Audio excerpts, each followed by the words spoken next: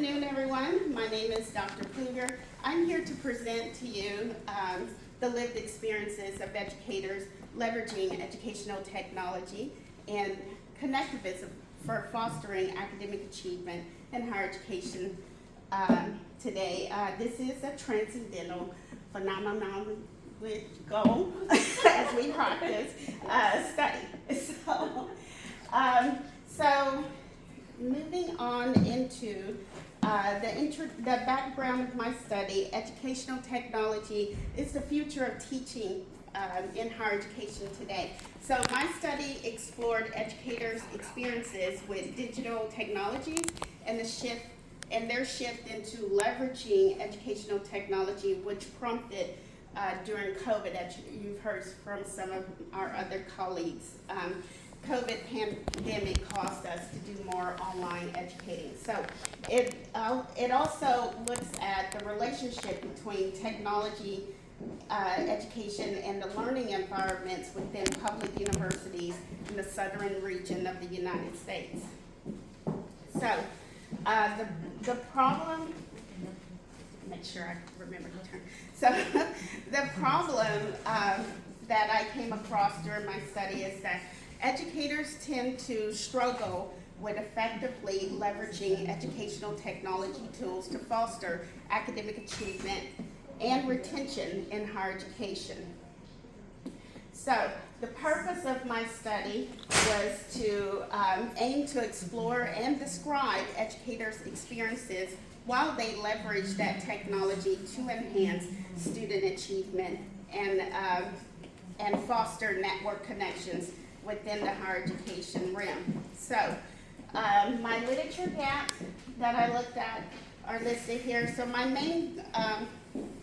the main goal of this research looked at extending this literature. What I found was this particular topic lacked the empirical studies that we need in order to connect connectivism into higher education today. So we need more studies out there. So there's little investigation on this, and so I aim to expand within that field. So this was my actual rationale for my study. And so I looked at a theoretical aspect, empirical aspect, and a practical aspect as well. So the main thing I wanted to focus on within my study was the connectivism theory as brought to us by George Siemens, discovered in 2004. Stephen Downes also expanded on connectivism. This is a newer theory. It's only been out since 2004, as I stated before, but the primary foundation of this theory comes from behaviorism, cognitism, connectivism, and constructivism, and then you have connectivism. So this connectivism is drawn from these foundational educational theories. And so what I did was I used my study to I used the connectivism principles as given to us from George Siemens to guide my study in the process. So in my research design, I looked at 4-year public universities located in the southern region of the United States. So my participants, I had 10 participants that came from various states such as Alabama, Florida, North Carolina, Tennessee, and Texas. And they have varying expertise from novice to advanced in using educational technology and connectivism. So my data collection, I used Mastaka's qualitative data analysis to review my data that I collected. It took me about 8 weeks to collect the data and do my interviews, and then it took me another 8 weeks to really analyze my data. So I had a triangulation process as well for my study. I did individual interviews, which took about 45 to 60 minutes. And then I did a focus group, which was about 60 minutes. And then letter writing, I had 2 activities which I used with my 10 participants to collect their perspectives. So I used in vivo as my qualitative data analysis. And then I came up with 5 different themes. So my first theme was integration of educational technology, along with the 2 sub-themes that came along with that. And then my second theme was perceptions of connectivism. And third was the influence of engagement and achievement, and educational challenges and solutions. And then lastly, I looked at the future directions of higher education. And that was the nutshell of my 5 themes, along with 10 sub-themes. And at the bottom here, I list out the codes that were connected to my themes. So I had a guiding central research question. My first question looked at how do educators at public universities in the southern region of the U.S. describe their lived experiences with leveraging educational technology for the purpose of fostering student engagement. And so I connected the themes with my central research question, and then I used my in vivo quotes from my participants to connect those codings as well. So moving on. Then my second, I had sub-question 1, which was how educational technology tools and connectivism practices have been perceived by those educators that use technology to engage the students as well.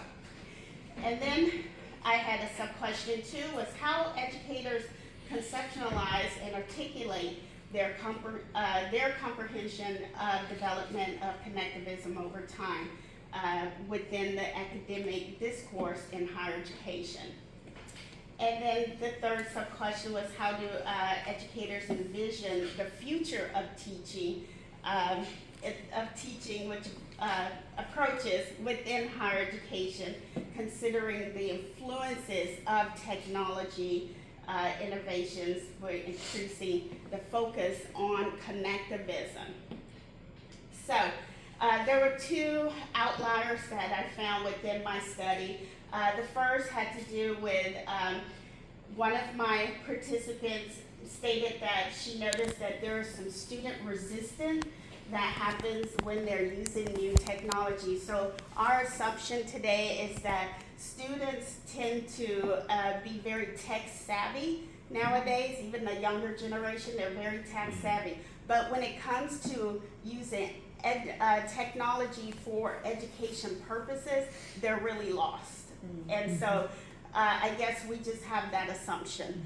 And then my second outlier was that there's some hesitancy from the educators towards using popular platforms such as Zoom and Microsoft Teams and Google in order to engage their students. So one of my participants felt that they should be given the academic freedom in order to choose what type of technology they can use in order to gauge their students. Okay.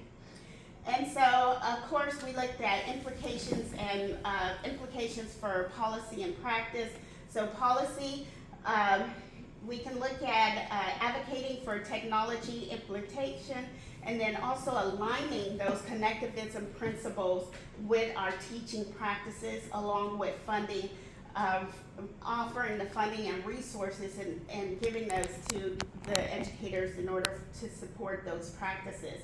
We looked at the legal framework and also support research and assessment. And then for practice, putting more time in curriculum development, also professional development was really big.